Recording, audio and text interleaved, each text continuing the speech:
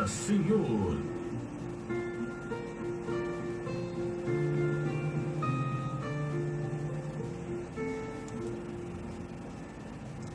Com mão forte e com braço estendido, porque a sua benignidade dura para sempre.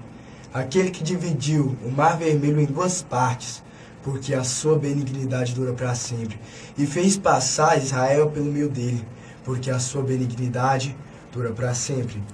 Mas derrubou a Faraó com seu exército no mar vermelho, porque a sua benignidade dura para sempre. Aquele que guiou o seu povo pelo deserto, porque a sua benignidade dura para sempre. Agora o último versículo, versículo 26 do Salmo 186. Louvai ao Deus dos céus, porque a sua benignidade dura para sempre. Esse hino aí que está passando aí no fundo, da Soraya Moraes, ela conta o testemunho dele. Ela estava lá na casa dela, limpando a casa como todos os dias. Estava ali a sua filhinha também com ela. E a sua filhinha vira para ela e pergunta: mamãe, que tamanho é o nosso Deus? E ela ali para, medita, pensa, e ela apenas responde: quão grande é o nosso Deus. E assim surgiu esse hino. E eu quero levar você a meditar neste momento aqui, esta manhã maravilhosa. Quão grande é o seu Deus? Pergunta aí para a pessoa que está do teu lado, para essa pessoa bonita que está aí do seu lado. Talvez você está sozinho, pergunta para você mesmo. Mas responde: quão grande é o nosso Deus? Aí a gente pensa: o nosso Deus é dono de todo poder. Muito bem, essa é a resposta. O nosso Deus é dono de todo poder. Mas me chama a atenção que a gente sabe que o nosso Deus é dono de todo poder, mas muitas vezes a gente não vive como se o nosso Deus fosse dono de todo poder. A gente vive uma vida como se o nosso Deus fosse apenas mais um. A gente vive a nossa vida como se o nosso Deus fosse qualquer coisa, se fosse alguma coisa. Talvez se o nosso Deus tivesse um poder limitado, se o nosso Deus não pode falar conosco. Nós vivemos uma vida como se o nosso Deus, ele não tivesse poder para falar conosco, ele não tivesse poder para agir em nossas vidas, para fazer milagre, como se o nosso Deus não tivesse poder para agir em nosso favor. Mas eu quero te dizer, nós servimos ao Deus dono de todo poder. Eu não me contento, eu não me conformo em viver por aí pensando que o nosso Deus é apenas mais uma coisa. Eu não me conformo mais em viver a minha vida levando como se o nosso Deus fosse apenas mais um Deus. Mas eu sei que o nosso Deus vive, eu sei que o nosso Deus é dono de todo poder. Ele faz milagre, ele fala, ele responde, ele age em nosso favor. Mas o problema é que a gente não busca como nós deveríamos buscar. A gente não busca crendo que o nosso Deus tem poder além do nosso entendimento. Nós não oramos como nós deveríamos orar. Nós não buscamos como nós deveríamos buscar. Nós vemos aí na Bíblia Sagrada, se nós perguntarmos aí para as irmãs, para os irmãos que viveram aí, foram crentes aí há 20, 30 anos atrás, se a gente perguntar como era a igreja naquela época, como Deus operava naquela época, qual é a resposta deles? A resposta deles é que regularmente, diariamente, Deus operava no meio do povo. Diariamente eles viam milagres. Diariamente eles viam o mover de Deus, o agir de Deus. Deus falava pessoalmente. Eles podiam ouvir a voz de Deus. Deus não se calava, mas tinha um motivo. Eles buscavam. Eles andavam em um corpo unido. Eles andavam em um mesmo ritmo, buscando a presença do Senhor.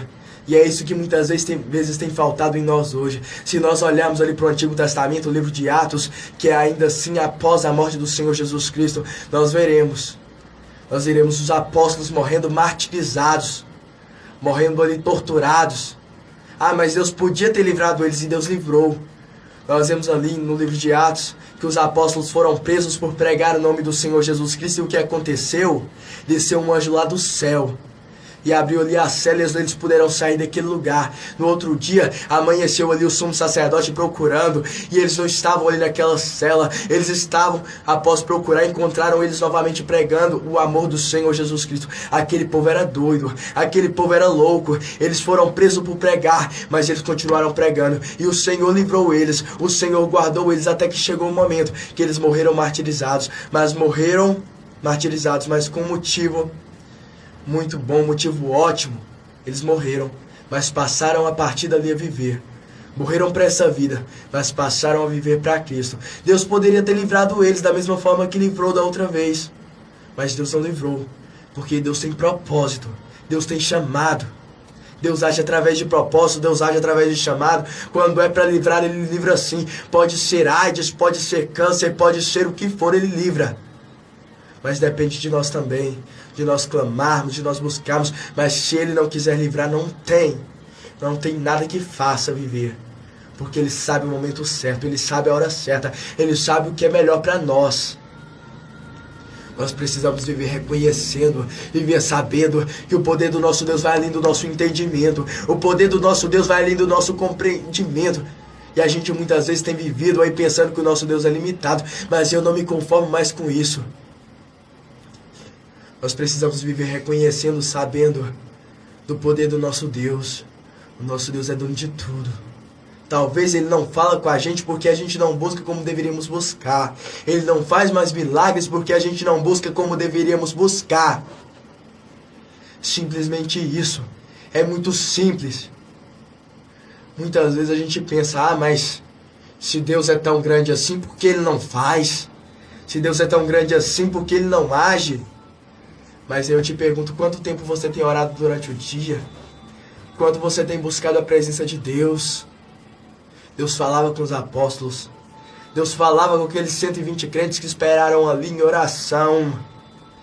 Mas eu te pergunto, quanto tempo aquele povo passou em oração até que desceu o Espírito Santo sobre eles?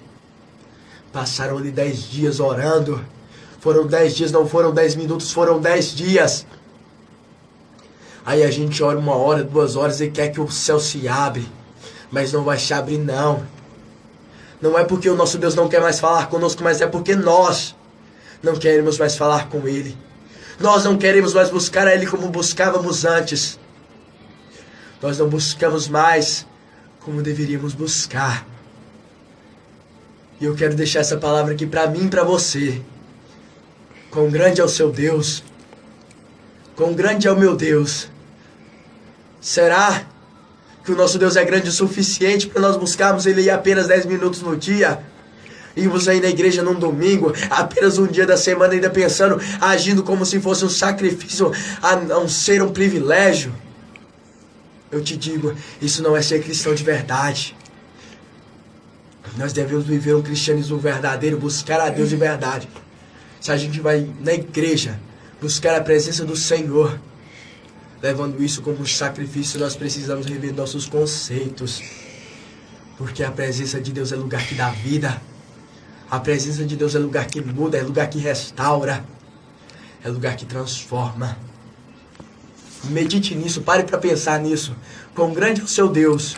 E se o seu Deus é tão grande, será que você está buscando a grandiosidade dele como deveria buscar? Pense, repense nos seus conceitos, porque eu estou repensando nos meus.